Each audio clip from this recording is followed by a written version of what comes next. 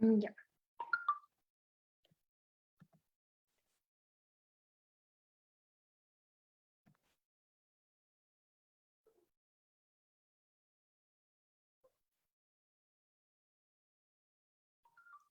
Ya. Buenas tardes a todos. Reciban un cordial saludo de parte del Café Jurídico, Derecho y Sociedad. Les damos la bienvenida a los diálogos jurídicos. Mi nombre es Flitza Sánchez Acuña, miembro de este círculo académico, y esta tarde estaré a cargo de la moderación. En esta oportunidad, contamos con la participación de la doctora Tania Bocanegra Risco, a quien le agradecemos con gentileza que ha tenido para acompañarnos esta tarde.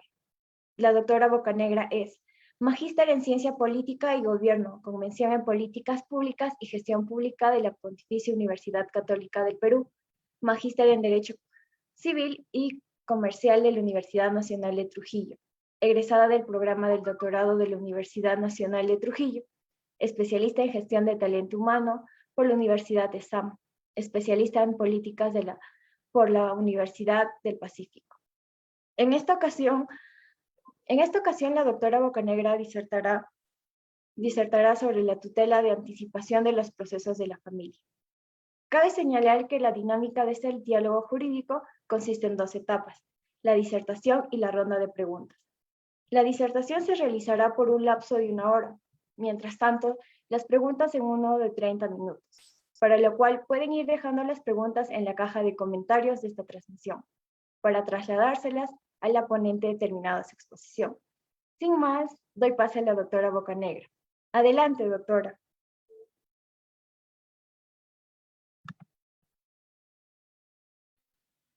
Bien, buenas tardes. Agradecerles por la invitación el día de hoy.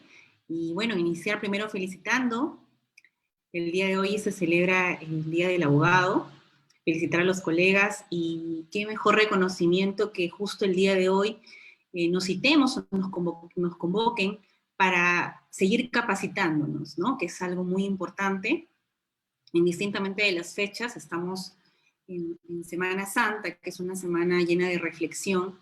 Sin embargo, también es importante que utilicemos estos días adicionales a las reflexiones internas ante las crisis que estamos estamos atravesando en estos momentos. También es importante estar al tanto de los nuevos retos que se nos imponen, ya sea desde el ámbito de los estudiantes de derecho, de los abogados, de los magistrados también, sobre algunos temas relevantes, considero yo, en el quehacer jurisdiccional diario. Bien, el día de hoy me han invitado justamente para conversar con ustedes sobre la tutela anticipatoria en los procesos de familia. He preparado un material, voy a compartir pantalla, a ver si me permiten. Me confirman si se puede visualizar también, por favor. A ver. Sí, doctora, sí se ve. Bien, gracias. Bien, el día de hoy, como les he mencionado, vamos a conversar acerca de la tutela anticipatoria de los procesos de familia. Surge ello justamente en razón de la invitación, en razón de un artículo que recientemente ha salido publicado en Gaceta Civil respecto a ello, ¿no? Porque surgen muchas dudas respecto a las diferencias entre la tutela anticipatoria y la tutela cautelar. Justamente me invitaron para escribir sobre el tema. Yo les voy a dejar al finalizar la ponencia el artículo completo para que ustedes puedan leerlo, puedan comentar también conmigo a mis redes sociales o también a mi correo electrónico, porque es importante esta comunicación, ya que se enriquece con la experiencia de cada uno de ustedes. Bien, antes de ya centrarnos en lo que es la tutela anticipatoria y diferenciarla sobre todo con la tutela cautelar, quiero explicarles un poco acerca de cuál es la nueva visión o cuál es la nueva perspectiva en la que ahora nos encontramos respecto al derecho de familia. He tenido la oportunidad de desempeñarme hasta el año pasado como juez supernumeraria en un juzgado en San Pedro de Lloc, dentro del Distrito Judicial de La Libertad, también en un juzgado del Porvenir, también dentro del Distrito Judicial de La Libertad. Y estos juzgados tienen una particularidad, justamente que están circunscritos en zonas donde existe un alto nivel de vulnerabilidad respecto a los actores. Y justamente el día de hoy vamos a tratar sobre ello, vamos a ver cómo podemos visibilizar estas situaciones de vulnerabilidad en un proceso judicial, y puede, en todo caso, el magistrado o también los abogados pueden generar esa visualización, hacer visible esas situaciones de vulnerabilidad para poder dar este trato diferenciado. Ojo, estamos hablando de un trato diferenciado, no estamos hablando que se va a realizar algún tipo de afectación al debido proceso, porque muchas veces se cuestiona ello. Por ejemplo, en el ámbito en lo que es violencia familiar, por ejemplo, ¿no? Ahí vemos que es un proceso y bueno, el año pasado recién se emitió el texto único ordenado, donde ya nos mencionan justamente cómo se va a desarrollar este proceso a través de principios propios, incluso principios convencionales que han sido insertados en este texto único ordenado para dar esa mayor agilidad, esa eficacia respecto a lo que se pretende, que es en este caso proteger derechos fundamentales, porque en sí, como siempre menciono en mis clases, es que para resolver un conflicto jurídico, lo que tiene que tener el juez y lo que tiene que tener los abogados es justamente dirigir sus actuaciones a partir de una visión constitucional. Pueden existir situaciones diversas, conflictos muy complejos, incluso en el ámbito de familia. No olvidemos que con la emisión de una sentencia, definitivamente un conflicto familiar no va a ser resuelto. Eso es un paradigma, por decirlo así, que debemos retirarlo. No es que con la emisión de la sentencia yo voy a resolver el conflicto familiar en sí, porque el conflicto familiar no agota los supuestos que son de alguna manera puestos en conocimiento ante el órgano jurisdiccional. Y ahí es la misión fundamental del juzgador, de que con esos, como decía alguna ponente también en mis clases de perspectiva de género en España, ponerse estos lentes que te permitan generar una visión diferente, una visión que advierta alguna situación de urgencia, que te obligue de alguna manera, o que obligue al Estado, o en este caso al juez, de poder darle esta rapidez, dotarle este dinamismo, que se haga toda una debida diligencia, que eso también vamos a conversar el día de hoy.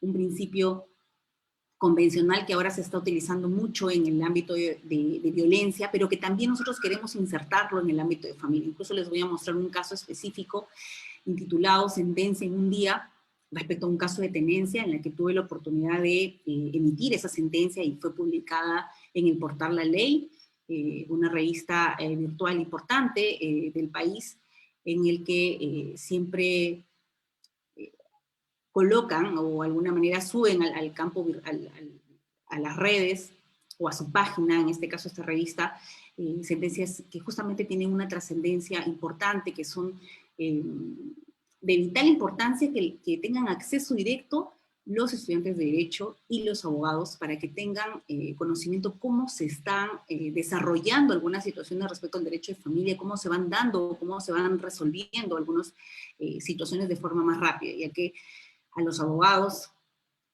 lo que les interesa actualmente es justamente que se dé una respuesta rápida, ¿no? Al usuario judicial también, el usuario judicial que viene a tener una peculiaridad, que es este usuario, por ejemplo, en el ámbito de familia, que puede ser un niño, niña, adolescente, puede ser una mujer que pueda tener también alguna situación de discapacidad, que se pueda dar alguna situación de pobreza. Entonces, todas esas condiciones lo que van a hacer es que no van en igualdad de armas a un proceso judicial en familia, sino que estas situaciones de vulnerabilidad pueden, si no se realiza una atención urgente, se puede llegar a situaciones irremediables, ¿no? Bien, y doctores, quiero explicarles nada más rapidito para circunscribirnos bien cómo es cuál es la situación en la que actualmente apunta el Estado de Derecho. Y esto en la diapositiva pueden verificar esta evolución que se ha venido dando. Nosotros, por ejemplo, aquí hemos considerado en la primera etapa el Estado de Derecho respecto a un principio de legalidad incipiente todavía. Luego un estado legal o un estado legislativo, donde aquí se da un hito muy importante, que es justamente la Revolución Francesa. Y aquí, doctores, lo que corresponde para nosotros, o para muchos de nosotros, que es el Estado constitucional, donde ya aquí el Estado se convierte en dotar total garantía y la defensa a la dignidad humana. Entonces, aquí es un primer hito. Aquí es un primer hito que cambia el sistema y aquí el centro de protección viene a ser la dignidad humana. Esto está definido, obviamente, por el tema de la Segunda Guerra Mundial, justamente en esa época, y se genera este corte. Y bueno, considero yo, luego se da a lo que va esta flecha es justamente a lo que se dirige el derecho, que es llegar a un Estado convencional. Un Estado en el que todos los tratados internacionales de derechos humanos puedan ser aplicados más allá de los Estados que si son o no miembros respecto a lo que se va a resolver, por ejemplo, en un caso específico, ante un tribunal internacional. Sin embargo, es importante que ese dinamismo que se quiere para dar respuesta oportuna se genere a través de la aplicación de esos tratados internacionales. Ahora, un segundo hito para mí, y considero que ha sido la emergencia sanitaria por COVID-19. Efectivamente, ha generado una situación donde existieron muchas limitaciones en una primera etapa respecto al acceso a la justicia. Y estamos hablando solo de acceso, doctores, no nos estamos deteniendo al tiempo, porque ya hablar de una tutela jurisdiccional efectiva no solamente está ligada en el primer ámbito que es el acceso, sino también a tener una sentencia oportuna, una sentencia que pueda dar solución a un conflicto determinado, pero que en el tiempo sea un tiempo razonable, ¿no? A través de la pandemia lo que se ha generado es que muchas de las cortes superiores de justicia prácticamente con una línea creativa, por decirlo así, en la primera etapa sobre todo, intentaron evitar esta suspensión del servicio de justicia. Obviamente garantizando la situación, garantizando el tema de salud de sus trabajadores. Sin embargo, les comento que en la primera etapa de la declaratoria de emergencia, no fueron considerados como procesos urgentes, por ejemplo, los procesos de alimentos, situación que en definitiva afectó mucho a este usuario final, a este usuario alimentista, que casi estaba atentando contra su derecho humano.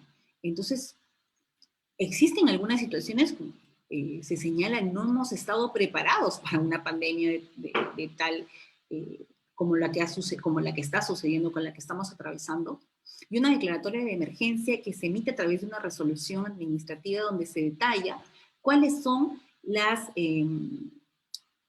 áreas que van a continuar con un personal mínimo, pero van a continuar en funcionamiento y a través de algunos canales virtuales. Sin embargo, solamente en el tema de familia, por decirlo así, se establecía como temas urgentes, por ejemplo, la entrega de certificados de depósitos. Y aún así, con la entrega de certificado de depósitos, también surgieron algunos problemas, porque no olvidemos que nosotros hemos estado, hasta antes de la pandemia, en aquellos distritos judiciales que todavía no tenían mesa de partes electrónica, en las que tampoco tenían algunos otros canales virtuales, en las que todavía no existía la notificación excepcional, por ejemplo, por WhatsApp o por correos electrónicos. Entonces, en este tipo de órganos jurisdiccionales, justamente es que la pandemia ha generado o generó una inevitable suspensión del servicio de justicia, ¿no? Y ello unado al trabajo remoto, en los que tampoco existían algunos estándares mínimos para hacer un control efectivo de este trabajo remoto. Entonces, por ejemplo, en los certificados de depósitos, cuando todo era antes tener que acercarse o concurrir de manera física al órgano jurisdiccional, esto cambió a través de un canal virtual, canal que incluso algunos órganos jurisdiccionales todavía a la fecha siguen emitiendo algunos protocolos para poder realizar la entrega. No hay una uniformidad respecto a la entrega de certificados de depósitos. Algunos dicen que sí, se tiene que escanear el escrito, que se tiene que ingresar igual por mesa de partes electrónico. Algunas cortes simplemente dicen a la sola llamada telefónica al administrador, por ejemplo, de un órgano jurisdiccional, de un módulo corporativo, y se le envía por WhatsApp o por correo electrónico. No se necesita o se evita totalmente la concurrencia física. Y esto, doctores, permítame también como parte de algún cuestionamiento, es que esta falta de uniformidad respecto a los canales virtuales, porque por ejemplo, un abogado que litiga en la Corte de la Libertad comparado con un abogado que litiga en Lima o que está litigando en el Santa, y ustedes, doctores, no me dejarán mentir, son algunos procedimientos totalmente diferentes. Y por eso es la importancia de que estemos siempre al día revisando redes sociales de cada una de las cortes, porque se ha convertido ahora la red social en el canal de publicación de noticias respecto a los procedimientos internos. Y esto es importante porque también afecta de alguna manera el acceso a la justicia, si es que no estamos al tanto de cuáles son estos procedimientos. Bien, como les digo acá, la línea es llegar a un Estado constitucional. Bien. ¿Y por qué? Porque es importante. Aquí estamos señalando, por ejemplo, la convencionalización del derecho y algunos criterios para la convencionalización del derecho. Justamente, por ejemplo, como punto 1, tenemos que la ley es imperativo de la Constitución y los tratados de derechos humanos. Segundo, lo que se pretende lograr es justamente esa eficacia de derechos. ¿Qué significa ello? Significa que el Estado lo que está orientado es justamente a la protección de los derechos, incluso por encima de la ley. Significa que lo que se busca es, yo voy a utilizar aquellos dispositivos que me van a permitir resolver el caso, que me van a permitir no solo resolverlo, sino también cuidar o de alguna manera tuitiva todos los sujetos dentro de este proceso judicial. La supremacía, el principio de supremacía constitucional y convencional, y el Estado judicial. Aquí en el Estado judicial, doctores, lo que se pretende para lograr una verdadera convencionalización del derecho es justamente que tengamos jueces preparados, que tengamos operadores judiciales preparados, abogados preparados, para que se pueda no solamente convertir a aquellos jueces en meros aplicadores, mucho más en tema de familia, no correspondería sesgarnos y decir no se encuentra en los dispositivos legales, entonces este conflicto simplemente va a ser utilizado o va a ser resuelto con las normas, incluso que si utilizamos, por ejemplo, nos centramos solo con las normas del Código Procesal Civil o el Código del Niño Adolescente, ya a la fecha, incluso sin COVID, ya estaban algunas obsoletas, ¿no? Entonces, lo que se pretende es que el juez y el abogado puedan incluir dentro de sus escritos los abogados y puedan incluir los jueces dentro de sus sentencias algunos para dar resolución a un caso específico, un caso en el que, como les repito, se advirtió una situación de vulnerabilidad, puedan utilizar principios convencionales y den una respuesta que permita una tutela urgente. Bien. Bueno, acá les he mencionado justamente cuál es la fuerza vinculante y en razón de qué, porque me podrán decir, doctora, pero en razón de qué se puede aplicar esta situación vinculante que pueda aplicarse respecto a estos tratados o estas sentencias, por ejemplo, de la Corte Interamericana de Derechos Humanos, ¿no? Aquí ustedes les voy a resaltar aquí justamente que es en razón de la cuarta disposición final y transitoria de la Constitución y el artículo 5 del título preliminar del Código Procesal Constitucional. Bien, doctores, yo les había mencionado ya que, y esto es importante, porque esto es como el antecedente a lo que vamos a ver el día de hoy, es justamente que mucho se cuestiona el tema de la autonomía del derecho procesal de familia. Ya algunos autores hace más de 10 años vienen luchando de alguna manera porque se genere se dé o se dote de esta autonomía y que incluso se llegue a una codificación. Sin embargo, el COVID o la pandemia nos ha dado una lección que nosotros como jueces o incluso los abogados no podemos esperar que se den aquellas modificaciones, no podemos esperar unos cambios normativos. Lo que se tiene que hacer de alguna manera es solucionar un caso específico y utilizar las herramientas, incluso convencionales, para dar solución a este caso específico. Entonces, lo que les había señalado anteriormente es, ¿qué necesitamos para que se dé esta real autonomía de un derecho de familia? Se necesita, sí, una legislación especializada, pero como un mecanismo que garantice. Sin embargo, si no tenemos esta legislación, tenemos este otro ítem que es justamente una magistratura especializada. Y bueno, ustedes también son conocedores que en realidad, por ejemplo, en el juzgado en San Pedro de Illo, donde estuve a cargo, era un juzgado civil que en realidad funcionaba como mixto, y también El Porvenir, por ejemplo, era un juzgado civil, pero que también veíamos, también funcionaba como un juzgado mixto. ¿Por qué? Porque todavía el tema de la especialización a nivel de órganos jurisdiccionales, todavía en los niveles de implementación no se ha llegado a lo que se ha pretendido. Se ha hecho un mapa o un cronograma de implementación. Sin embargo, no solamente considero por temas presupuestales, sino también porque el liderazgo para asumir y para poder lograr y concretizar la implementación de órganos, de más órganos jurisdiccionales, que es lo que siempre se cuestiona de alguna manera el Poder Judicial. Doctores, es más, por el tema del COVID, les comento que los índices de procesos judiciales en razón de años anteriores han aumentado. Entonces, ha incrementado el índice de procesos judiciales y mucho más en temas de familias. Ya de por sí, la Defensoría del Pueblo, en el 2018, porque ese es el último reporte que tenemos, en el 2018 emite un reporte señalando que un proceso, por ejemplo, de alimentos duraba entre 6 meses a 1 año, hasta la emisión de una sentencia, en promedio, en un órgano jurisdiccional, sin incluir el tema de la asignación anticipada, porque para pedir una asignación anticipada, entonces el proceso demoraba mucho más. Entonces, una asignación anticipada de alimentos, hasta que se formaba el cuaderno, hasta que se corría traslado a la otra parte. Ahora, doctores, imaginemos esa situación si es que no se hubiese dado la directiva, la 007-2020, la que establece el proceso único y simplificado virtual de alimentos. Estaríamos todavía hablando de una formación de cuadernos para una asignación anticipada.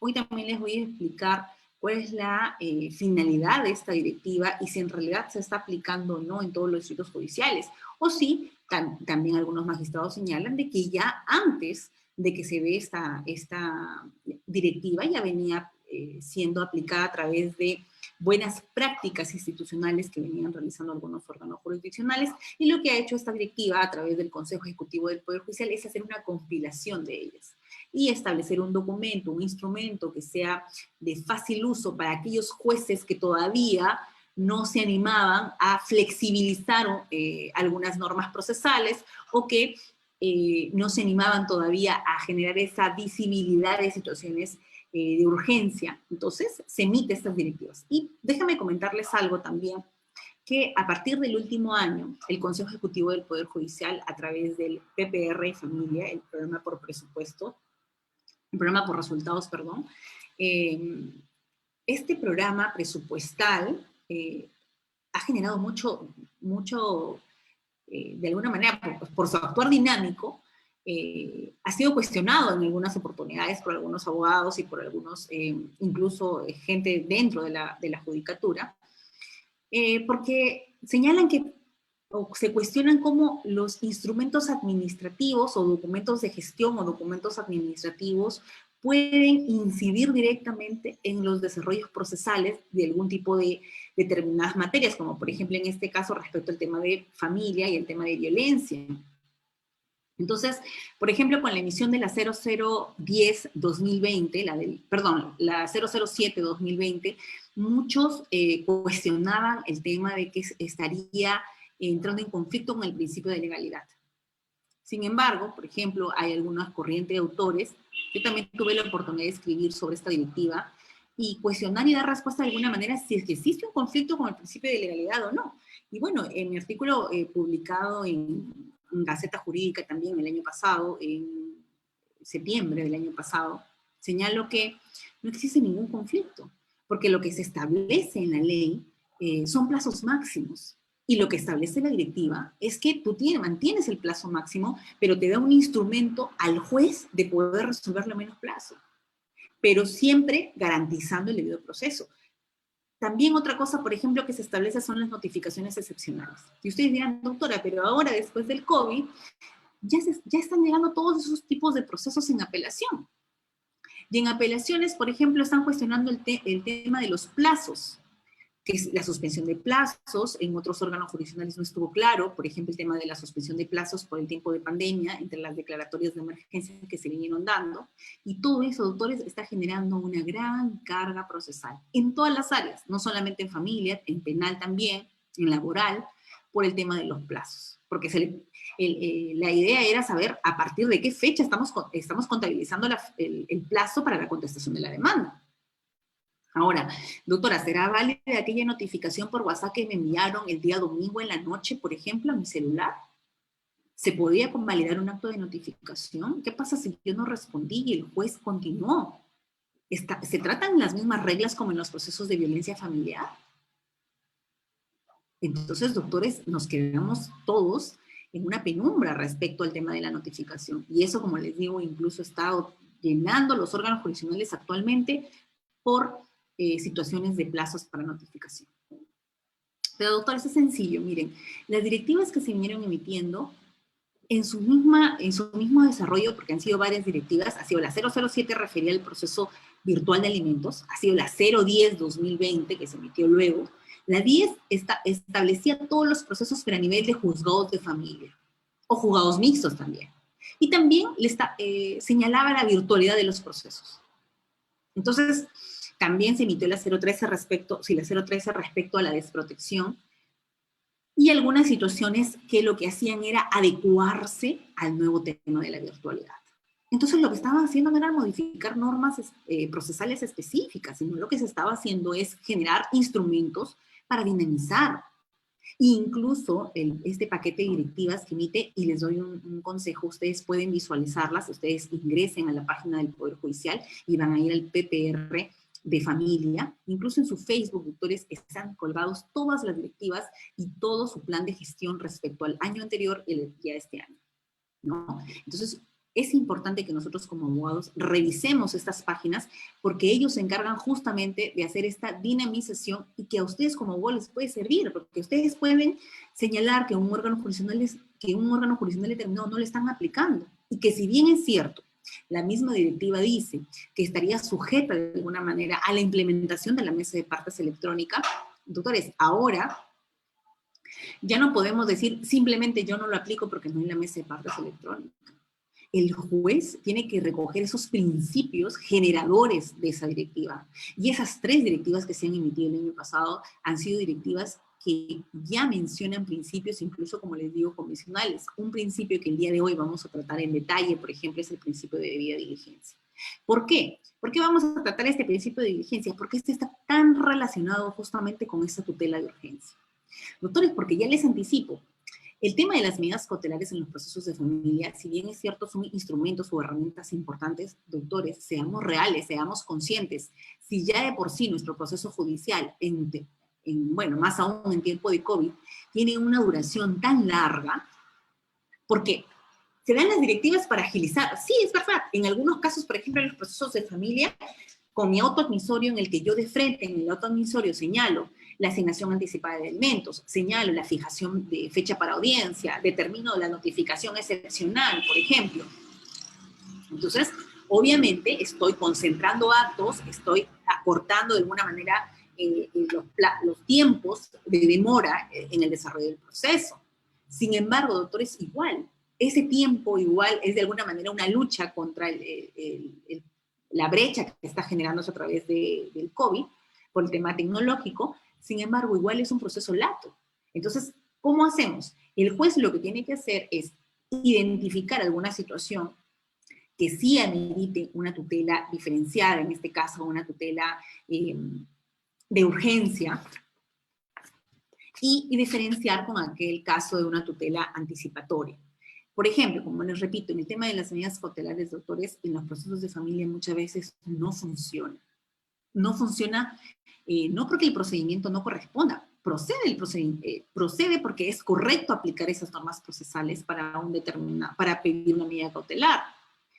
Sin embargo, si el juez tiene la potestad de aplicar esta tutela anticipatoria, esa tutela que me va a permitir, sin necesariamente solicitar una medida cautelar, yo pueda adoptar como juez, por ejemplo, un régimen de visitas abierto, por ejemplo, a un padre. En un caso que tuvimos también fue una situación así, en el caso de que se identifica que hay alienación parental y por tratar de alguna manera solucionar de manera directa este distanciamiento que se había dado entre el menor y el padre y el progenitor, ya que la mamá estaba ejerciendo alienación parental contra el menor, y respecto al padre. Entonces se le da un régimen de visitas al inicio de que se estableció el proceso. No lo pidió como medida cautelar, pero se advertían situaciones claras que el niño necesitaba tener un acercamiento con el padre y que se estaba evitando o la madre estaba generando esta alienación parental.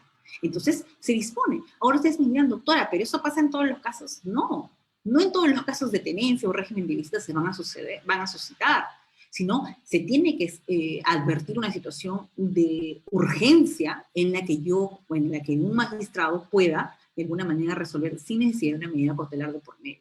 Porque si yo sigo el trámite de la medida cautelar, entonces, hasta que se resuelve la medida cautelar, pues tal vez ese derecho fundamental que queremos cautelar o que queremos, a ver, un momentito, cerrar esto, ese derecho fundamental que queremos proteger, puede ser que ya no lo podamos hacer, que ya sería incluso irreparable en algunos supuestos. Entonces, eso es sobre todo la diferencia que les quería señalar, bueno, adelantándome un poco a lo que es una tutela anticipatoria y a lo que es una tutela cautelar, como correspondería dentro de un proceso civil o de un proceso de familia, que establece otro tipo de supuestos. En el caso de la tutela anticipatoria, es el juez, como les digo, o también los abogados a través de sus escritos, a través de su demanda, a través incluso de la contestación de la demanda, en la que podamos advertir esa situación de vulnerabilidad que nos va a permitir dar una respuesta rápida, una respuesta oportuna de parte del órgano jurisdiccional. Y como les mencionaba, en los temas de violencia familiar, por ejemplo, ahí se dan lo que son las medidas, el texto único ordenado te permite tanto las medidas de protección como las medidas cautelares, que también hace una diferenciación respecto a ellos. La medida de protección que le otorga el juez de familia, que es totalmente separado del ámbito penal. Porque muchos, en algunas conferencias que he tenido la oportunidad de editar, muchos dicen, doctora, pero ¿qué pasa con aquella denuncia que fue mentira? Que luego en el ámbito penal se determina la inocencia de mi patrocinado, sin embargo, él ya fue perjudicado porque contra él se dictó una medida de protección. Doctores, recordemos que el texto único ordenado de la 3364 establece dos ámbitos. Uno es el ámbito de sanción, el ámbito penal, y otra cosa, el ámbito en paralelo, que corre en paralelo, es el ámbito de tutela o el ámbito de protección. En ese ámbito no está directamente relacionado. Se inicia en sí al mismo tiempo, sin embargo, uno no depende del otro. El hecho de que se archive este proceso penal no va a determinar que esta medida de protección termine. Ojo. Entonces, doctores, bajo esa misma línea es lo que yo quiero que ustedes entiendan y que sea aplicado en los procesos de familia. No significa que esta medida, porque ustedes dirán, doctora, pero si lo que pedí era régimen de visitas y usted le está dando ya el régimen de visitas, entonces usted prácticamente está diciendo que le corresponde el derecho al señor y que le va a dar a él luego el régimen de visitas o que su sentencia va a salir fundada. Doctores, no. No tiene por qué coincidir. No tiene por qué coincidir necesariamente. Lo que queremos lograr con una tutela anticipatoria es justamente que esta situación no se vuelva irreparable, que la situación no compleje, que no complique más el conflicto familiar, que ante una situación determinada nosotros como jueces o incluso los abogados, como les digo, al momento de su contestación de demanda también pueden hacer visible ellos, digan, doctora, aquí se necesita una atención urgente, porque si no una atención urgente, indistintamente usted resuelva, cómo resuelva, aquí la idea es que no se resquebraje más esta relación familiar, que este conflicto familiar no se agudice. Y doctores, es que corresponde aplicar una tutela anticipatoria si por ejemplo, en las audiencias ahora con la virtualidad, porque el año pasado ya realizábamos audiencias de manera virtual, doctores, para señalar, por ejemplo, un régimen de visitas o para temas de tenencia, la carga emocional con la que se conectaba la demandante o el demandado, o en este caso, para no generar un estereotipo de que siempre es la demandante y es varón el demandado, sino que indistintamente cualquiera de los dos, la carga emocional, y pese a que se les reiteraba de que por favor la menor no esté presente, que salga a otro espacio, que luego regrese, cuando nos toca hacer la conferencia con ella. Y ojo ahí, cuando toca hacer la conferencia con el menor. Y recordemos que esta directiva, la 07, incluso nos menciona de la conferencia con el menor. Doctores, y ustedes que han venido litigando, me imagino en temas de alimentos, dirán, doctora, pero en alimentos no todos los jueces solicitaban conferencia con el menor. Porque ¿en qué determinaría la conferencia con el menor para poder señalar el monto, por ejemplo, de la pensión alimenticia? ¿Va a tener una incidencia? Preguntarle a la menor cuáles son sus necesidades actuales, más allá de las que puedan ser probadas dentro del proceso, o las condiciones económicas del demandado o de la demandada. No, ¿verdad? Sin embargo, ¿existen protocolos? Sí, existe un protocolo. Incluso el protocolo está desde el 2016. Un protocolo que más le falta todavía de alguna manera ajustar algunas situaciones respecto a cuál es la conversación que se tiene que generar con un menor. Y no olvidemos que el menor, o el menor de edad, en este caso sea niño, niña, adolescente, por ejemplo, vamos a cerrar aquí. Por ejemplo, no olvidemos que algunas situaciones que los menores en realidad son sobre ellos también los que la decisión que emita un juez va a recaer directamente sobre ellos. Entonces, ellos tienen que tener la oportunidad de defenderse y en razón de la autodeterminación que se pueda dar, ¿no? Hay una autodeterminación que en el caso de menores de edad todavía es de difícil desarrollo, porque va a corresponder mucho a esta visión que estamos hablando de alguna manera, que el juez pueda advertir que él, por ejemplo, no está atravesando ninguna alienación parental, ¿no? No está recayendo sobre él ninguna alienación parental por parte de la mamá o de parte del papá. Entonces, corresponde al juez llevar un protocolo muy estricto respecto a ellos, tratar de generar confianza y ahora se complica mucho más a través de los canales, de tener una audiencia. Es diferente tener una audiencia directa con el menor a tener una audiencia por un canal virtual, ¿no? Les comento ello porque, por ejemplo, en mi caso, sí, en una tenencia, me di cuenta o advertí de que él estaba siendo guiado por la madre, ¿no? En este caso, por la madre. Se le reiteró varias veces a la señora que por favor se retire del lugar, que deje en este caso a la menor con el celular, y la señora seguía haciéndole señas. Entonces era fácil visualizar ello, ¿no? Entonces se le pidió que por favor gire el teléfono celular. Yo dije, por su nombre, ¿no? Tú quisiera que me muestres toda tu habitación, a ver, ¿me puedes girar el celular? Pues la niña gira el celular y se puede advertir que estaba la mamá ahí, ¿no? Entonces que no estaba cumpliendo las instrucciones que de alguna manera se había dado para poder llevar de la mejor manera a la audiencia, ¿no? Bien, doctores, continuemos. Les estaba hablando de que necesitamos una legislación especializada, sí. Necesitamos una magistratura especializada también, pero como de alguna manera no podemos esperar todavía una reforma, que todavía no se avisora una reforma, hay situaciones ahora, creo que todavía vamos a tener que esperar pese a que esto ya tiene, como les digo, más de 10 años, solicitando una real autonomía del derecho procesal de familia, ¿no? Con sus reglas propias, con sus principios propios, así como se ha logrado en violencia familiar. Yo creo que en el tema de violencia, por ejemplo, la agenda política de alguna manera ha incidido mucho respecto a situaciones coyunturales para que se emitan diversas normas respecto al tema de violencia, incluso políticas nacionales de Estado, ¿no? Recordemos que hasta el año 2015, que se emite la 3364, cierra una política nacional de lucha contra la violencia hacia la mujer y los integrantes del grupo familiar, y todavía ahí mencionábamos el término mujer. Estábamos hablando de una lucha contra la violencia hacia la mujer, y eso cierra en el 2015, con la emisión de la 3364 sin modificatorias. Y luego se emite un nuevo plan nacional, pero esta ya es contra la violencia de género.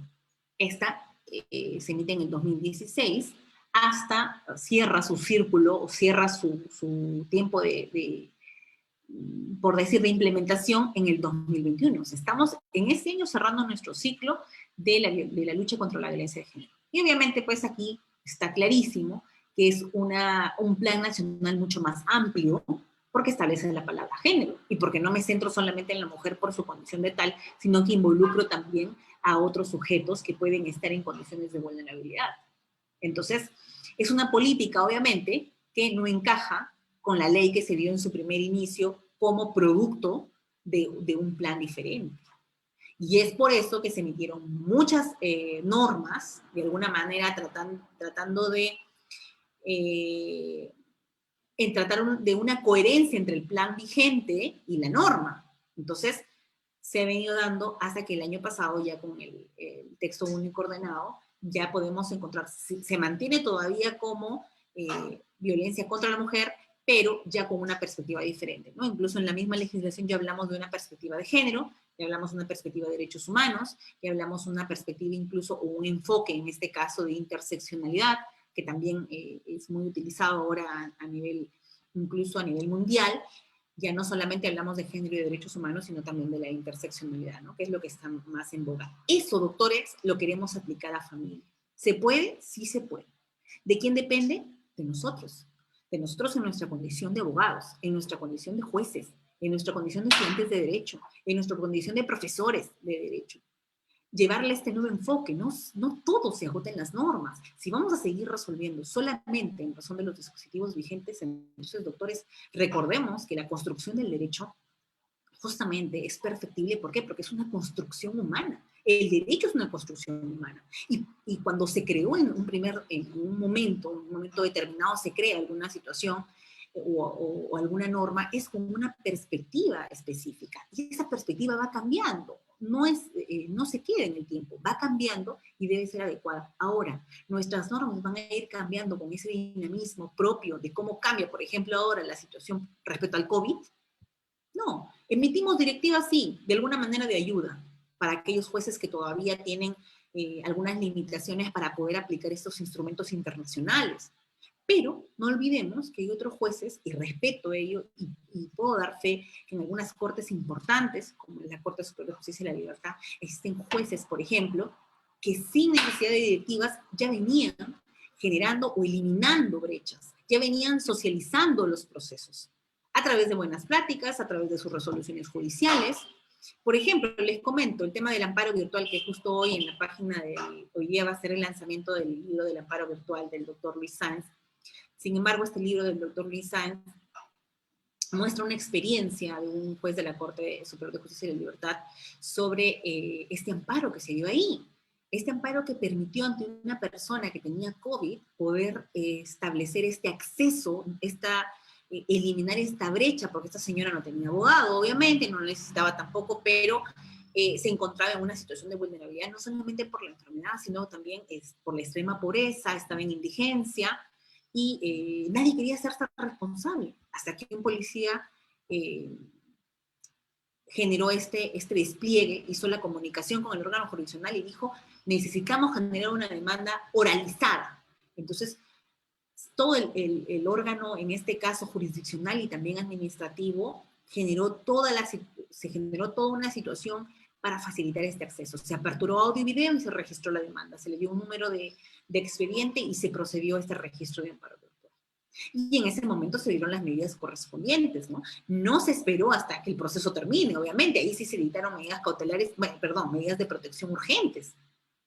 Entonces, aquí estamos hablando, sí, también de una situación clara, bueno, en este caso de una situación totalmente de un proceso constitucional, pero yo les voy a mostrar el día de hoy, en el caso de una tenencia que viene de un proceso de familia, donde, doctores, al final, como les digo, señalar o establecer una diferencia, yo creo que más que señalar diferencias, yo creo que todos los conflictos pueden ser resueltos si tenemos una visión, un juez constitucional o un juez convencional. Más allá de establecer la especialización, porque, por ejemplo, en temas de violencia todavía hay algunos órganos jurisdiccionales que no tienen la subespecialidad de violencia. Hay otros órganos que sí. En el caso de familia también, no todos tienen juez de familia. Son jueces civiles que ven temas de familia, o son jueces mixtos en algunos casos, ¿no? Entonces, ese juez en la mañana tengo un proceso, por decir que resolver un proceso laboral incluso. No sé, al mediodía tengo un proceso con un menor infractor, al otro tengo un tema de constitucional, un tema de familia. Entonces, doctores, no es que el juez tiene que cambiarse el chip para resolver cada uno de los casos. Si tenemos un juez con una visión y una perspectiva constitucional o convencional, entonces ese tipo de todos los conflictos que llegan a su judicatura van a poder ser resueltos. Entonces, la clave, doctores, está en no tener una visión sesgada, de poder aplicar en lo que corresponde principios convencionales, ¿no? Doctores, aquí, por ejemplo, les muestro también el tema de la doctrina específica. Sí, es importante generar, por ejemplo, cursos o incluir cursos dentro de las medidas curriculares. Por ejemplo, ahora se está incluyendo ya el tema de la perspectiva de género. Me encantaría que las universidades incluyan dentro de sus medidas curriculares. Es importante, doctores, y por más que existan algunas situaciones diferenciadas que dicen, No, que ahora se genera hasta un rechazo, creo, por esta lucha que se está dando para restablecer derechos de alguna manera que han sido conculcados por mucho tiempo o de manera histórica, una, de manera histórica respecto a la mujer. Entonces, lo que queremos acá hablar de género, más que de género, es, por ejemplo, hablar de una perspectiva de derechos humanos, ¿no? Si hablamos de una perspectiva de derechos humanos, es mucho más amplio, podemos dar una protección de verdad efectiva. Incluso si establecemos, por ejemplo, el tema de los enfoques interseccionales, que eso sí ya abarca todas las situaciones de vulnerabilidad, ¿no? Entonces, eso es importante que también sea incluido en las medidas curriculares. Y doctor, es algo muy importante que es el sentido común. Porque la verdad que algunos colegas, ¿no? Tanto en sus escritos, en sus demandas, en sus contestaciones de demandas, también algunos jueces cuando emiten sus sentencias, utilizamos el típico cliché.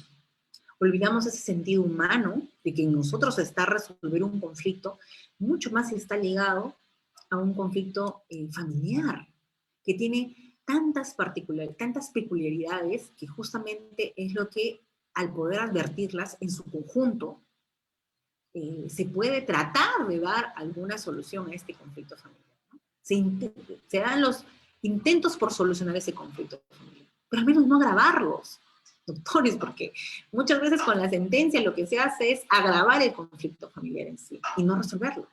Y que cómo resolver un conflicto que involucra no solamente a los actores dentro de ese proceso, sino recae incluso también en otras esferas. Entonces, el sentido común es totalmente importante para todos, para los abogados, para los estudiantes y para los jueces. Porque no emitan sentencias que, como les digo, lo que pueden hacer es incluso conflictuar más, ¿no? El tema familiar. Bien, por ejemplo, acá les muestro algunos principios procesales del derecho de familia. Principios propios, por ejemplo, que ustedes dirán, doctora, pero ¿tiene principios propios este derecho procesal de familia? Y efectivamente, miren, la teoría no tienen derechos propios, pero pueden ser aplicados como tal a un caso específico. Y sí tenemos opción, no es que lo estemos inventando, sino que, por ejemplo, la teoría general del proceso nos establece principios claros que pueden ser utilizados en el ámbito de familia. Por ejemplo, el principio de dirección judicial del proceso, el principio de socialización del proceso. Y les comento, por ejemplo, en el tema de socialización del proceso, que en el juzgado de San Pedro de Lloc, por ejemplo, ante una situación de una brecha tecnológica, cuando se dispuso, el Consejo Ejecutivo del Poder Judicial dispuso que las audiencias sean realizadas a través de canales virtuales, en este caso estableció el Google Meet. Sin embargo, doctores, en San Pedro, en esa primera etapa, no, la zona por la que se circunscribe el órgano jurisdiccional en San Pedro es un lugar con extrema pobreza. Entonces, en un lugar donde los índices de pobreza son bastante altos. Entonces, obligarles a los usuarios, de alguna manera, yo reprogramo las audiencias, les envío canales virtuales, sin embargo, mantener un plan de datos de 2 horas o más, incluso cuando existen audiencias en materia de, cuando se dan audiencias, por ejemplo, en este caso, para los juzgados, ellos no contaban con ese plan de datos. No todos los usuarios, incluso los abogados, doctores. Yo les pedía prenotificación por WhatsApp, o le voy a enviar el WhatsApp. Doctora, no tengo WhatsApp. No utilizamos WhatsApp, porque el órgano jurisdiccional se encuentra tan cerca de ellos, tan cerca de los consultorios jurídicos, tan cerca de los estudios jurídicos, tan cerca de las casas de los usuarios, que ellos, para saber de su expediente, lo que hacían era concurrir físicamente al órgano jurisdiccional. Ahora, ¿cómo cambio toda esa estructura y forma de trabajo para simplemente decirle, simplemente llámeme por teléfono o a través del WhatsApp? Entonces, se aplica la socialización del proceso cuando se establece un protocolo dentro de la resolución judicial, y ojo con ello, que el juez ahí se convierte en un juez prácticamente un juez que implementa políticas públicas o que implementa buenas prácticas, en este caso alineadas a una política pública que viene a ser el acceso a la justicia. Y se señala la creación de una cabina una sala virtual de libre acceso se llamaba, para aquellas personas que con total seguridad puedan utilizar una cabina específica que solamente estaba el monitor, se le ponía la máscara, todo pasaba por un proceso de desinfección y solamente al frente tenía la computadora donde podía sentarse, ya estaba el link abierto y se ponía delante de la cámara y se podía llevar a cabo la audiencia. Eso se podía dar ante situaciones en las que el usuario no tenía los recursos, ni los tecnológicos ni económicos para poder llevar a cabo la audiencia. Entonces, ahí se puede aplicar un principio de socialización. Y este principio de socialización, ¿acaso necesité que estuviese regulado específicamente para el tema de familia? No. Es un principio de la teoría general del proceso. Ahora, doctores, recordemos también que en el tema de la socialización del proceso, por ejemplo, acá establecer los canales virtuales o establecer, por ejemplo, la implementación de una sala determinada, esto de alguna manera ayuda. Pero por otro lado, por ejemplo, órganos jurisdiccionales que no tienen sistema integrado de justicia a la fecha. Hace menos de un mes, incluso en Ayacucho, y coincide con la exposición, publicitaron en la página web del Poder Judicial que en un órgano jurisdiccional, no recuerdo el nombre, de difícil acceso, se había implementado, dice, ya es una realidad SIG en este órgano jurisdiccional, que sería implementado el sistema integrado de justicia. Doctores, y más allá de felicitarlos porque hay un órgano jurisdiccional más dentro de Ayacucho que tiene SIG, nos llama a la reflexión y decir, doctores, estamos en pleno 2021. El SIG, no tener SIG significa no tener SINOE. Y no tener casillas electrónicas ahorita que estamos en pleno COVID, entonces la pregunta es, ¿cómo estamos llevando a cabo las notificaciones electrónicas? ¿Cómo estamos implementando las directivas? Y ahí están, la 007, la 0010, la 0012, 2020. Si todas esas directivas o esos paquetes de directivas nos dicen que van de la mano con los canales virtuales, que van de la mano con el SIG y con el SINOE.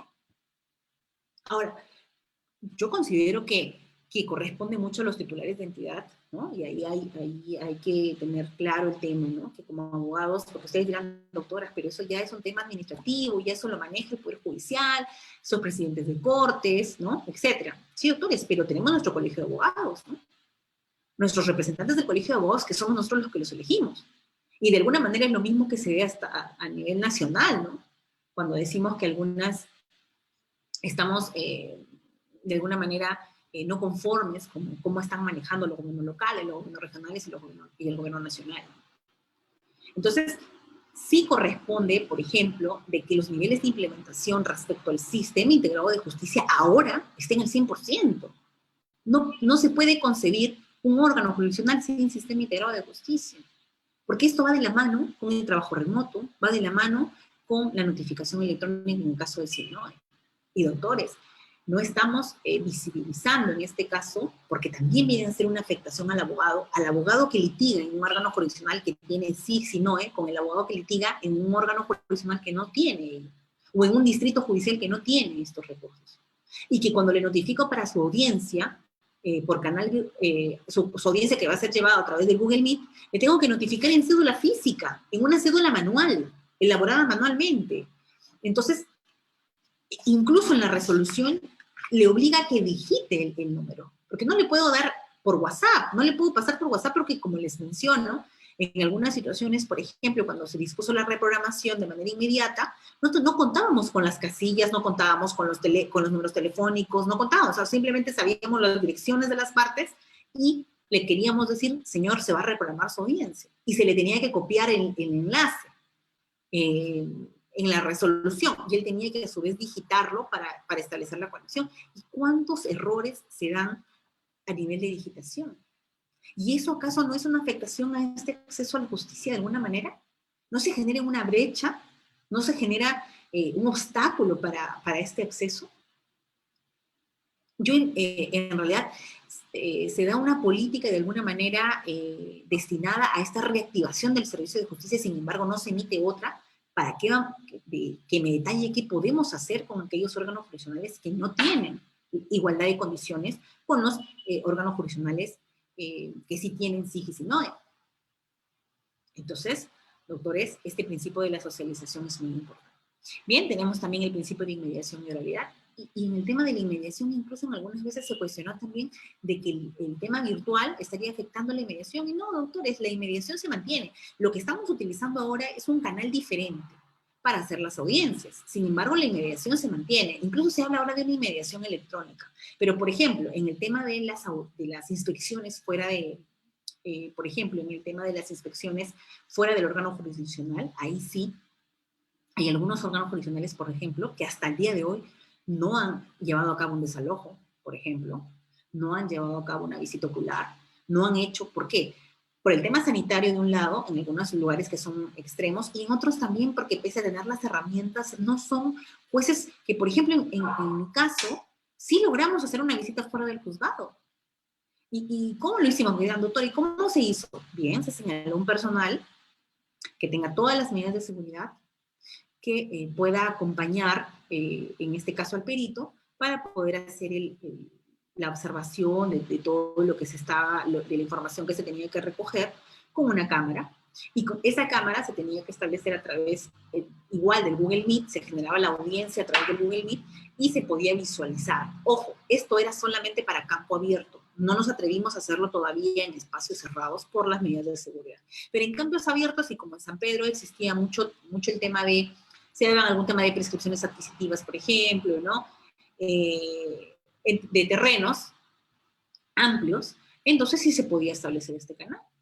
Y se guardaban las medidas de seguridad incluso para las partes. Las partes estaban cada una en su casa y ellos establecíamos este canal, Google Meet nos permitía visualizar lo que visualizaba el secretario, podía visualizarlo el juez y podía visualizarlo las partes. Ahora, ¿qué cuidábamos? Por ejemplo, desde la audiencia que se realizaba en el órgano jurisdiccional, a través de esas cabinas, por ejemplo, para algunos que no podían ir, que no tenían acceso al internet, el traslado hacia el sitio, por ejemplo, a Guadalupe o alguna otra zona que implemente ese tiempo, me decían, doctora, pero ahí no se estaría afectando la inmediación porque usted está suspendiendo la audiencia para el traslado y luego se generaría otra audiencia, se puede alterar el material fílmico. No, lo que se establecía era prácticamente un protocolo desde el inicio, desde que se llegaba al órgano jurisdiccional hasta que se llegaba a la zona en específica, al campo abierto, y durante ese tramo no se podía cortar la comunicación. Se mantenía la comunicación a través igual de grabación en directo para que no exista alguna situación que pueda afectar a ambas partes. Igual también la magistrada tenía la visión de todo ese desarrollo que se venía dando durante la audiencia. Bien, el principio de economía y concentración que se da efectivamente a través de estas directivas, como les digo, por ejemplo, a través de la 007, que en el auto administrativo ya tengamos asignación anticipada de alimentos, y recordemos que en el tema de la asignación anticipada de alimentos antes se trabajaba como una medida cautelar, y esta medida cautelar tenía su procedimiento propio. Y ustedes recordarán que justamente esa medida cautelar demoraba mucho para que se le dé esta asignación, y que la formación del cuaderno, el correcto traslado, todo ello dilataba mucho más el proceso de alimentos. Y, por ejemplo, en el tema, como les digo, en la 0010 tenemos en la admisorio de demanda la asignación anticipada, tenemos también la fijación de fecha para audiencia, y que muchos decían, doctora, pero ¿cómo fijamos audiencia si todavía no me ha contestado la demanda en la otra parte? Que tener una fecha próxima que nos da un espacio para que la otra persona conteste no estaría afectando el derecho de defensa de alguna manera a la otra parte. Y el tema de la congruencia flexible. Claro, aquí aplicamos una congruencia flexible. Y doctores, esto ya desde el pleno, ¿no? Nosotros, el tema de la flexibilización en el derecho de familia ya se ha venido dando, ¿no? Algunos jueces, incluso sin esperar ello, ya han venido aplicando de alguna manera la flexibilización en materia de familia, ¿no? Tenemos también los principios de fuente constitucional. Aquí los más importantes es el principio de dignidad, como les dije, a partir de la Segunda Guerra Mundial, y el enfoque justamente era de protección de la dignidad humana. Y son los órganos jurisdiccionales, son el Estado en general el que tiene que velar y cautelar este principio de dignidad. Y la tutela judicial efectiva. Una tutela que no solamente debe ser agotada respecto al acceso a la justicia, sino también a esta emisión de una sentencia dentro del plazo. Y aquí es donde juega un papel importante esta tutela anticipatoria. ¿Por qué? Porque esta tutela anticipatoria lo que pretende no es garantizar prácticamente el cumplimiento o la efectividad de una pretensión que posiblemente podría ser fundada, o que existe una gran línea de que esta podría ser fundada, sino lo que quieren garantizar justamente son aquellos derechos fundamentales. Entonces, recordemos que nuestra tutela anticipatoria no está encajada respecto a los requisitos que se necesitan para otorgar una medida cautelar. No se rige bajo ese supuesto. Porque si estamos hablando de un proceso cautelar, de una medida cautelar, esto tiene que seguir una evaluación propia, con requisitos propios para poder conceder esta medida cautelar. La tutela anticipatoria significa que ante una situación urgente, una situación que amerite, que sea visible, que el juez haga visible una situación de vulnerabilidad, le dé una atención urgente. Le dé una atención urgente y le brinde, por ejemplo, como les dije, este régimen de visitas abierto, o en algunos casos, por ejemplo, como les voy a mostrar ahora, ya sin ánimos de extendernos, el caso que se dé la sentencia en un día. Aquel juez que a través de este principio de la debida diligencia, por ejemplo, de la cooperación institucional, puede generar una tutela rápida. Entonces, ahora lo que les voy a hacer es compartir, ahora, también tenemos normas especiales, para ya finalizar el tema de los principios. Por ejemplo, el tema del principio de hacer oído y la participación del niño en este proceso. Y claro, qué duda cabe si al final este conflicto en este proceso de familia va a recaer sobre el niño, niña o adolescente. Entonces, él tiene, en razón de su autodeterminación, tener una cierta participación, y por eso es importante que sea oído. ¿Para esto aplicamos un protocolo? Sí. Pero, ojo, como les mencioné, no en todos los casos, porque en algunos casos puedes agravar el conflicto. Si tú, por ejemplo, lo que les voy a mostrar ahorita es incluso que en algunos casos, en una tenencia, por ejemplo, podemos obviar la entrevista con el menor a efectos de no revictimizar al menor, con situaciones que ya en otro proceso se le habían consultado. ¿Bien? Y acá los dos principios fundamentales que deben ser incluidos en todo proceso de familia es el principio de debida diligencia excepcional y el principio de colaboración. Bien, ahora lo que voy a hacer es compartir con ustedes de manera rápida. Quiero compartirla, a ver, aquí está, creo. Sí.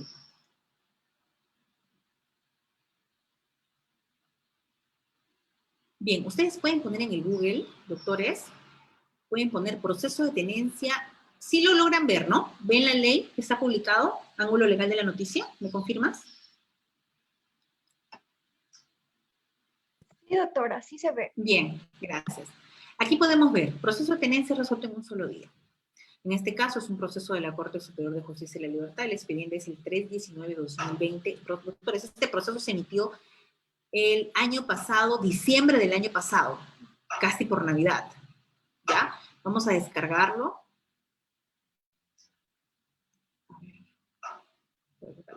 Sí.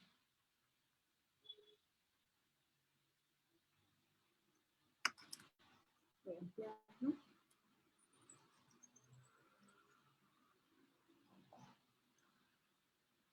Y les voy a enviar el vínculo para que ustedes lo puedan revisar de una vez antes de que me olvide.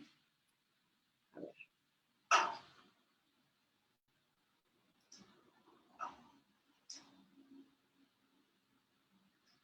Aquí les voy a enviar al chat.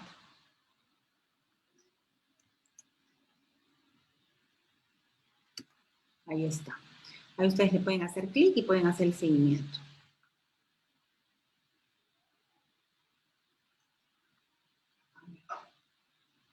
Aquí está.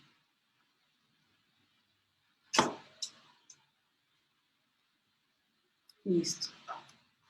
Bien, como pueden ver, este proceso, por ejemplo aquí, señalamos, ¿no? La presente audiencia se realiza de manera excepcional por la naturaleza del caso concreto. Aquí es justamente lo que estamos viendo que es la tutela anticipatoria. Acá no estamos hablando de medidas cautelares, doctores.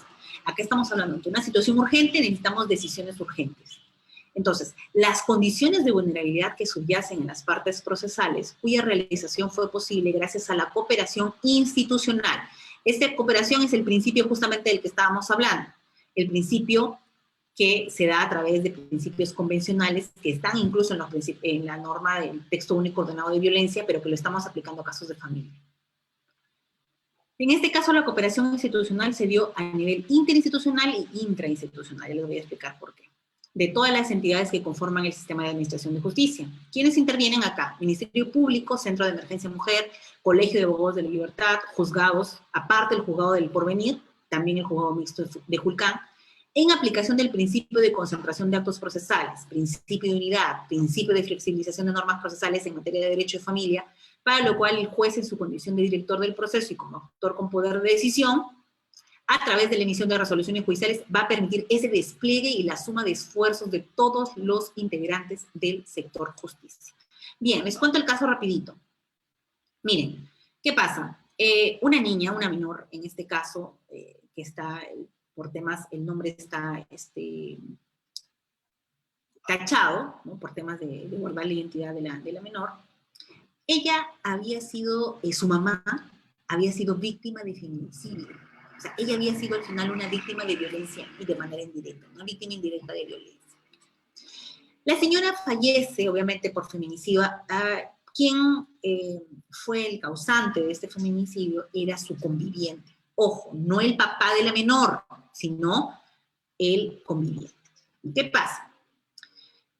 Al generarse esta situación, la niña que vivía con ellos por una temporada corta, porque antes de que la mamá regrese por la niña y se vaya a vivir con el conviviente, esta niña había vivido siempre con su tía materna, o sea, con la hermana de la mamá fallecida. Y esta tía materna vivía en una zona, dentro de La Libertad, pero en una zona, en Julcán específica, una zona donde hay alto índice de pobreza. Pero a la niña nunca le había faltado nada, ¿no? De situaciones básicas. Sí, era una situación de pobreza, pero tenía lo mínimo para subsistir, pero tenía cariño y protección de parte de la tía materna. Pero la mamá se lleva a la menor y a vivir al porvenir, justamente por eso llegó el proceso ahí, con su conviviente. El conviviente ejerce actos de violencia y termina la vida de la señora, ¿no? Terminó la vida de la señora cometiendo feminicidio. Ahora, para las víctimas de violencia, doctores, existe un estipendio económico que da el Estado. Un estipendio económico que en este caso iba a ser de mucha utilidad para la menor y que necesitaba una situación de urgencia. Ahora, ¿qué pasa? Ellos, o el Centro de Emergencia Mujer en esa situación, al tomar conocimiento del caso, lo que plantean es la desprotección de la menor. Incluso llegan a precisar que existía un abandono, porque ya prácticamente la mamá, bueno, estaba fallecida, y que no tenían forma de comunicarse con el papá, porque el papá estaba vivo, y el papá no había sido el que había cometido el feminicidio, sino el señor ya tenía otra familia y se había desentendido de alguna manera. Incluso sobre el papá había recaído un proceso de alimentos, pero el señor estaba con algunas cuotas impagas, bueno, ya se había desentendido prácticamente, ya tenía otra familia. Entonces, ¿qué hace el Centro de Emergencia Mujer? El Centro de Emergencia Mujer presenta la demanda ante el juzgado del porvenir y en ese momento estaba otra jueza acá. Y presenta, como les digo, la desprotección. Entonces, obviamente, luego de que este proceso se emita una audiencia correspondiente y se actúe en todos los medios probatorios, llegó a la conclusión en ese juzgado, pese a que en la audiencia, doctores, y aquí es muy importante tener esta visión o esta perspectiva, o que también los abogados de los centros de emergencia mujer puedan actuar de manera rápida, porque visualizan en este caso, o visibilizan, perdón, en esta situación, la situación de vulnerabilidad. Y mencionan que se necesitaba ese estipendio económico y que estaba a punto de perderlo, incluso porque no había sido tramitado. Sin embargo, el juez anterior no tomó, por más que se realizó la conferencia con la menor, se le preguntó de cómo había sido la relación con la mamá, cómo había sido la relación con la tía, se había dado todo un despliegue prácticamente en el proceso anterior de desprotección sobre que apuntaba a que iba a conllevar a que de alguna manera se podía dar incluso como medida no sé, temporal, por último, la tenencia de la tía, ¿no? Pero ustedes me dirán, doctora, tenencia de la tía, pero si el papá está vivo, ¿por qué usted me menciona tenencia si en el caso de padres vivos no se podría hablar ahí de tenencia de la tía? Entonces, doctores, se genera una situación particular, pero la juez resuelve en ese entonces y dice, no hay desprotección y no dice absolutamente nada más. O sea, la menor se queda, prácticamente usted no está desprotegida, pero ahora ¿quién se pone a cargo de la menor? Entonces el Centro de Emergencia Mujer incluso de alguna manera quería llevarla al albergue temporal, en ese momento estaba sembrando esperanzas, era un albergue temporal de la Municipalidad de Trujillo, Teniendo una menor que tiene una tía que estaba dispuesta, que en la audiencia se había dicho de que ella siempre estuvo a cargo de la menor, que ella siempre estuvo a los cuidados de ella, que incluso vino la mamá y se la llevó por un corto periodo de tiempo, y que ahí es donde fue víctima de feminicidio, esta niña tenía la alta posibilidad de quedar en un albergue. Entonces, doctores, la situación ahí se complica. Y lo que hace el Centro de Emergencia Mujer es comunicarse con el órgano jurisdiccional. Ya estaba yo ahí de juez, y se conecta y dice, doctora, esto es un tema de urgencia, estamos a puertas de Navidad, la menor no va a pasar Navidad con la tía, la menor no va a tener, la tía por más que quiera apoyarla no tiene tampoco las condiciones económicas, más aún en tiempo de COVID, donde todo el mundo, el tema económico pues había influido demasiado. Entonces me dice, doctora, tenemos que hacer de alguna manera, activar el órgano jurisdiccional. Perfecto. Entonces aquí era la oportunidad clave para aplicar todos estos principios, doctores, que hemos venido conversando. Todos los principios se materializaron. ¿Y qué hicimos? Igual que en el expediente del amparo virtual que les comenté, ¿se acuerdan? Igual, aquí aperturamos audio y video para recepcionar esa demanda. ¿Y cómo la recepciono? Miren, en el minuto tanto se dice acta de registro de tramitación, o sea, oralizamos el proceso de familia.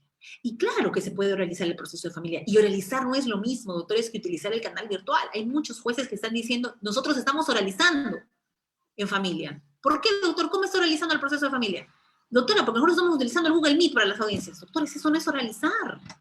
Eso es utilizar un canal virtual. Eso no es oralizar el proceso de familia. Porque si luego de que hago mi audiencia, yo le digo al abogado o le digo al fiscal, emítame el dictamen de manera escrita y hágame llevar en breve término, eso no es oralizar el proceso de familia.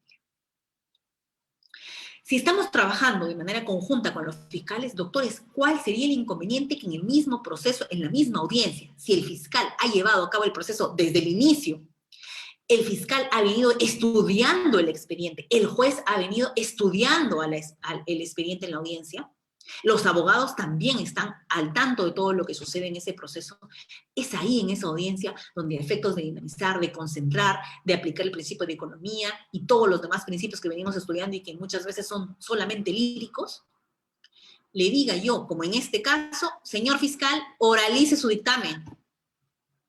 No es que voy a señalar una siguiente audiencia para que el fiscal ahí lo oralice, no, en la misma audiencia. ¿Y por qué, doctora? Pero usted me diría, doctora, pero los plazos y los tiempos, ¿en qué le estaría afectando que el dictamen del fiscal sea oralizado cuando el fiscal ha estudiado el caso y cuando el fiscal tiene la documentación correspondiente porque ya se le dio oportuno traslado en su momento cuando se emitió toda la documentación correspondiente para que resuelva un caso, más aún si es un caso de extrema urgencia como era este caso? Aquí lo que se hizo, porque en el tema de la tenencia, fue llamar al fiscal de turno por el teléfono, conéctese, doctor, vamos a iniciar un registro oral de demanda. Y en ese mismo día vamos a emitir todos los actos procesales hasta los que se pueda garantizar el debido proceso. ¿Por qué, doctores? Porque el gran problema va a ser cuando yo me tenga que contactar con el demandado. Porque, ojo, aquí había un padre vivo. Un padre que él no había sido el causante del feminicidio. ¿Y cómo avanzó ahí?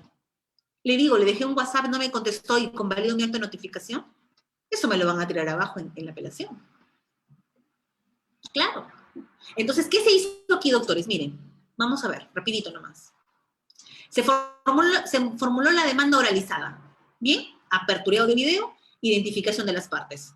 Aquí el papel fundamental, doctores, de que nosotros como abogados, cuando demandamos, no esperemos que todavía nos pidan en otra resolución que presentemos los datos. Doctores, si ustedes tienen los datos del demandado, tienen sus correos, sus Gmail, tienen el WhatsApp, tienen todo lo que pueda lograr con la dirección de los domicilios, el supuesto domicilio, el domicilio del trabajo, del centro laboral, toda esa información tiene que ser consignada. Eso va a ayudar al órgano jurisdiccional, que ante una situación de urgencia corresponde que nosotros hagamos todo un movimiento para poder contactarnos con el demandado. Incluso hacerle videollamadas, precisarle, no decirle que es del órgano jurisdiccional, como en algunos casos se hace, le dice, señor, estamos verificando los datos, es usted tal, confirma, afirma que es, entonces ya no hay otra opción de que me dejen visto, porque eso es lo que están haciendo. Me llega una notificación el día domingo, y llamo, lo primero que voy a llamar a mi abogado, doctor, contesto, no contestes. Claro, si no contestas no hay problema, porque si no contestas yo no puedo convalidar ese acto, no se puede convalidar ese acto de notificación. Pero, ¿qué pasa con algunos demandados o demandadas que sí quieren contestar, doctores? Porque no saquemos ese estereotipo, como les digo, de que todos los demandados son aquellos malos que no quieren. No, hay algunas personas que están siendo demandadas, que se les comunica por el canal virtual y que ellos utilizan también el canal virtual para decir, doctora, sí, efectivamente, señáleme mi fecha de audiencia lo más pronto y yo voy a convocar. Sí, doctora, eso no pasa aquí en el Perú. Doctores, pasa. Pasa como en el caso que les estoy mostrando. Nos da la identificación de la parte demandada. Aquí está, Denis Jover. Nos da su teléfono, nos da su dirección. ¿Qué se hace? El juez determina en ese momento y le pide al secretario. Ojo, doctores, también acá se le da gratuidad al proceso. Porque si no y las tasas, que el proceso, en este caso, cuando es un tema de urgencia, todos los no estamos excluidos o no tenemos que solicitar la gratuidad del proceso, claro que sí, se tiene que solicitar la gratuidad del proceso. Si no, luego nos cae una visita inopinada de ejecución, de coactivo y... Entonces, doctores, en este caso, se emite la resolución 1, se admite la demanda, se tiene por ofrecido los medios probatorios, porque ¿qué ofrecen de medios probatorios aquí? Y es importante en este caso, y por eso fue un caso excepcional. Doctores, les comenté que había un proceso anterior, ¿verdad? En ese proceso de protección teníamos, a través del Google Drive y a través del mismo Sistema Integrado de Justicia, grabadas la audiencia que se tuvo con la menor. Y aquí ya no era necesaria la audiencia con la menor. ¿Qué le podía preguntar a la menor aquí que no le había preguntado ya en el de desprotección? Cuando ese material era tan importante y la jueza anterior no, simplemente continuó con el trámite y no hay desprotección y punto. Cuando en esa audiencia era donde estaba señalando la menor a viva voz, yo todo el tiempo quien reconozco como la persona que se ha ocupado de mí todo el tiempo es mi tía materna. Volverles a repetir eso. Ahora, doctores, ustedes miran, doctora, pero si es un proceso anterior, ¿cuánto tiempo pasó? Doctores, el proceso de desprotección había sido un mes antes, nada más. Y yo recabé este proceso en diciembre. Entonces, no había pasado mucho tiempo. Ahora, se pide que se conecte también de manera virtual la asistente social, la del equipo multidisciplinario. Claro, importante. Ella simplemente podía hacer su examen y su análisis a través del canal virtual. Doctores, ¿qué miedo hay de que ahora el equipo multidisciplinario todavía le pidamos que por escrito emita su informe? Doctores, ¿ustedes saben cuánto demora una persona del equipo multidisciplinario para emitir sus informes? Así estamos diciendo que estamos oralizando y estamos economizando, concentrando y todo lo demás. No, se puede convocar, si tenemos este canal virtual, este Google Meet, tengo mi directorio, ¿quién es la encargada del equipo de multidisciplinario en este caso? Perfecto, que se conecte. ¿Realizó la visita? Eso sí es importante. ¿Realizó la visita? Sí. O en algunos casos, doctora, todavía no realizo la visita, pero la voy a realizar ahora porque ya se aprobó el tema de la realización de esa visita a través de videollamada. Perfecto, que se realice, se suspende, realiza la visita y ahí se vuelve a conectar. Doctora, voy a emitir el informe. Obviamente, esto es en casos, doctores, de que sí se permita la conexión de todos, porque puede ser que no se permite, el celular está fuera de servicio de la otra parte, pues ahí no se podrá hacer, se suspenderá para breve plazo. Pero, si me doy todas las herramientas, si ustedes me ayudan, entonces como jueces, se puede desplegar toda esta situación para poder dar una tutela urgente en este caso. Aquí, ¿qué se dio? Miren, se incorporó el representante del Ministerio Público, al de turno, inmediatamente, y se dispuso que se lleve de manera gratuita. ¿Qué pasó aquí? Miren, hablamos de cooperación interinstitucional e internacional, porque ya les he dicho, incluso el juzgado mixto de Paiján, doctores, porque la demanda oralizada de la señora que estaba en Julcán, la señora no tenía teléfono celular con datos. Y la señora no tiene celular, tenía su celular, pero no tenía para videollamada. No tenía un equipo que para nosotros puede ser tan sencillo tener un equipo de celular con videollamada, pero no es la realidad del Perú, doctores. No es la realidad del Perú. Entonces, se pidió que exista una cooperación de juzgado con juzgado y este juzgado nos permite a través de su secretario lograr esta conexión. Y se enlazó la señora a través del equipo celular en un órgano jurisdiccional, que es el más cercano al caserío donde estaba la señora. Doctores, y ustedes me dirán, doctora, ¿y se contactó o no se contactó con el demandado? Doctores, nos logramos contactar. El señor estaba manejando todavía un vehículo de servicio público y nos logramos contactar. Le contamos la historia brevemente y se le dijo la urgencia que se necesitaba para que pueda su hija recibir este stipendio económico. El señor estaba preocupado, obviamente, por el tema de los alimentos. Él decía, bueno, yo adeudo, pero señorita, yo no quiero tener... Señor, se le va a asignar, si usted desea, se le puede asignar, primero se le preguntó, ¿cuenta con defensa o no? y dijo, no tengo posibilidades económicas. Bueno, se le consultó al consultorio jurídico gratuito, y aquí es importante por eso el apoyo de las instituciones y todos los integrantes del sector justicia. Recordemos, cuando hablábamos del Estado judicial, y este apoyo del principio de debida diligencia excepcional y el principio de cooperación. Aquí tenemos, por ejemplo, que el consultorio jurídico gratuito del Colegio de Abogados de la Libertad, ellos siempre apoyan, así como la beneficencia pública, por ejemplo, apoyan a todos aquellos supuestos donde existen personas que tengan temas de escasos recursos y se les pueda dotar de defensa legal gratuita. Nos contactamos, se contactaron y leyó el expediente y se contactó en defensa de la otra parte. Y el señor aceptó, dijo, voy a estar presente. Entonces, se realizó la absolución de la demanda, también de forma oralizada. Estamos en el mismo día, estamos ya estamos determinando, ya pasando la hora, y se emite el auto de admisión de contestación de demanda y se da el saneamiento procesal. Bien, se fija como puntos controvertidos, en este caso, determinar si corresponde o no otorgar la tenencia de la niña respecto a la señora que es su tía materna, y determinar si corresponde o no régimen de visitas respecto al demandado. Doctores, ustedes seguirán diciéndome, doctora, pero ¿en qué momento estamos hablando del régimen, estamos hablando de tenencia respecto a la madre, a la tía materna? Doctores, miren, en la sentencia, y ustedes lo van a revisar con detenimiento, en la sentencia justamente se habló de estos conceptos. Doctores, ustedes más que nadie saben que el concepto familia, por ejemplo, cómo puede ser extendido en su amplio, cómo puede ser entendido en un sentido muy amplio, en un sentido extenso, y también el tema de la tenencia. Porque estamos hablando más que del derecho del padre o de los padres sobre los niños, que es el derecho del niño respecto a tener, asegurar su crecimiento dentro de un entorno familiar. Y familia no solamente va a estar centrado en lo que es padre y madre. Familia también va a ser extendido en este caso, a lo que ella entiende como aquella persona que le da esa protección y que también es parte de la familia, como es el caso de la tía materna. Y se habló aquí en extenso justamente la figura de la tenencia en sentido amplio, ¿no? Y se resuelve declarar fundada la demanda interpuesta por la tía materna respecto a la menor, de iniciales, acá están las iniciales, y se otorga al papá el régimen de visitas, en un régimen de visitas abierto, igual acá sujeto al tema de la pandemia.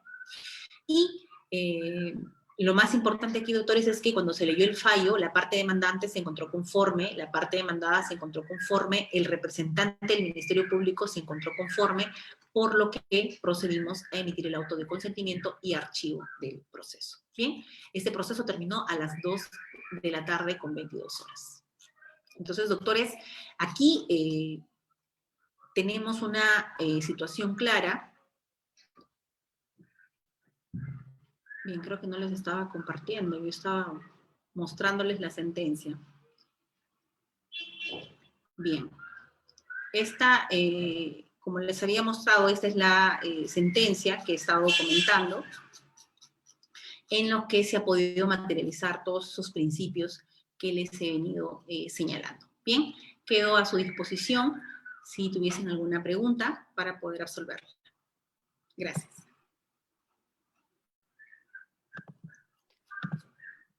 Muchas gracias, doctora, por su interesante y provechosa disertación. Ahora pasaremos a la ronda de preguntas, las cuales han sido seleccionadas durante la transmisión. Kevin Gallegos nos escribe: doctora, ¿cómo cambia la tutela anticipada en los procesos de familia a partir de entender los mismos desde una perspectiva convencional?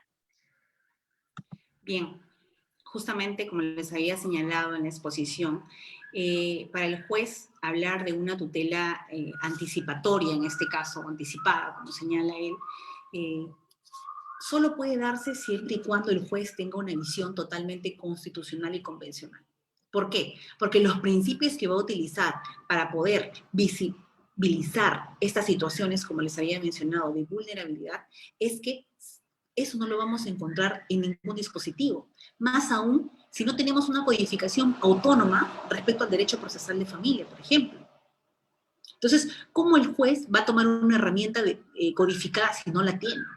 tiene que tener una visión constitucional y una visión convencional para poder aplicar estos principios convencionales y dar una tutela urgente, sin esperar que se tenga que precisar o que se tenga que presentar una medida cautelar como tal. Como les he dicho, la medida cautelar va a seguir su proceso, es un proceso diferente, es un proceso encajado, se tiene que establecer ciertos requisitos y que incluso la medida cautelar no va a lograr la finalidad con la que se interpone por la recarga del órgano funcional, por todavía la difícil tramitación. Sin embargo, una tutela anticipatoria es una reacción inmediata del órgano jurisdiccional, que un juez con una visión convencional y constitucional sí lo puede hacer. Un juez, como por ejemplo en este caso que les he venido conversando de la tenencia extendida, de la sentencia en un día, es que movilizó a todo el órgano jurisdiccional para poder dar tutela en un solo día.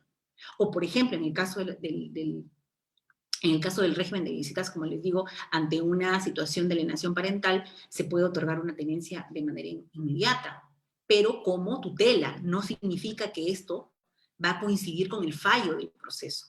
No tiene nada que ver. Como les digo, relacionemos nosotros para encontrar una real diferencia con las medidas de protección en los casos de violencia, que son medidas de protección que no están determinadas por el sentido final del fallo en el ámbito penal, de que incluso en el ámbito penal puede quedar, como les he dicho, en este caso, absuelta la persona. Sin embargo, la medida de protección no tiene por qué cambiar, que tendrá que darse una audiencia para poder establecer si es que se acabó o no ese riesgo por la que se dio esa medida de protección, para que recién pueda cambiar esa medida de protección.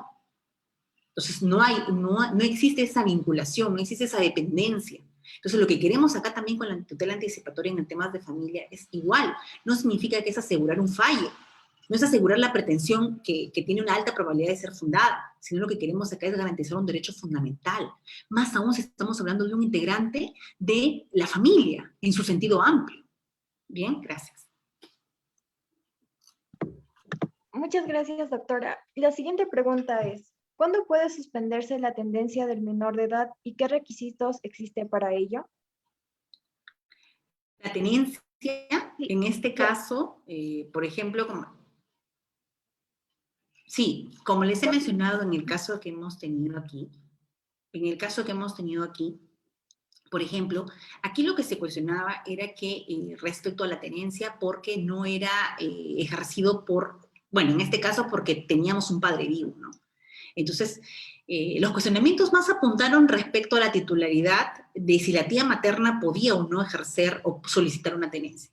Igual les vuelvo a repetir, en este caso, para que se dé una tutela anticipatoria como es la que vimos, era, más allá que los requisitos formales de la tenencia en sí, era poder advertir una situación de vulnerabilidad. ¿Teníamos situación de vulnerabilidad? Sí.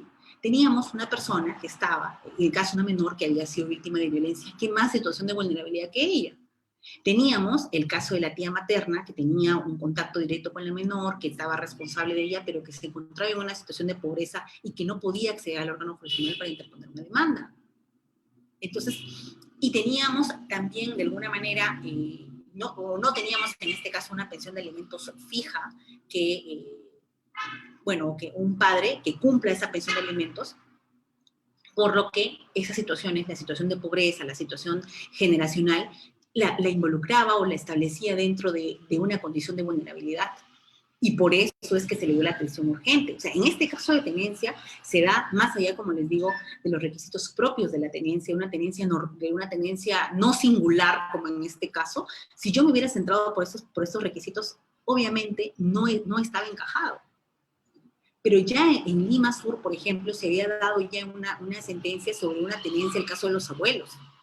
¿Y por qué? Como les digo, más allá del derecho del padre sobre el menor, estamos hablando del derecho del menor respecto a tener un crecimiento dentro de un ámbito familiar.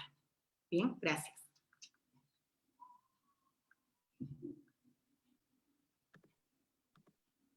Muchas gracias, doctora, por habernos facilitado con todas estas preguntas. En nombre de CAGDER, se le hace extensivo el agradecimiento por haber disertado el tema de tutela anticipatoria en los procesos de familia y también decirle feliz Día del Abogado. Muchas gracias por la invitación. Espero volver a conectarme con ustedes. Como les digo, es importante que nosotros asumamos un rol respecto a esta búsqueda de esta autonomía del derecho procesal de familia. Que se puede dar la tutela anticipatoria, sí, pero no esperemos que solamente el órgano jurisdiccional la determine, sino que impulsemos de alguna manera nosotros como abogados o como estudiantes de derecho, de que sea mucho más tratado, sea mucho más abierto, de que impulsemos de alguna manera que los jueces también esa perspectiva para poder resolver un caso sea mucho más amplia. Y esta tutela anticipatoria, como les digo, corresponde que el juez logre visualizarlo, ya sea a través de los hechos que se suscitan en un conflicto determinado, en un proceso judicial, o también la ayuda importantísima del abogado a que esto sea visibilizado. Entonces, doctores, el rol no solamente es del órgano jurisdiccional, sino también de los abogados y los estudiantes para poder solicitar de alguna manera o permitir esta materialización de un derecho procesal de familia y que éste logre una real autonomía. Muchísimas gracias, chicos, y sigan disfrutando del fin de semana largo, ¿no? Bien, gracias. Gracias, doctor. De esta manera damos por concluida este diálogo jurídico. No olviden ponerse en contacto con el café en sus distintas plataformas virtuales para tener más información de posteriores eventos. Nos pueden encontrar en Facebook, Twitter, website, Instagram y demás, como CAFDER, Café Derecho, Café Jurídico, Derecho y Sociedad.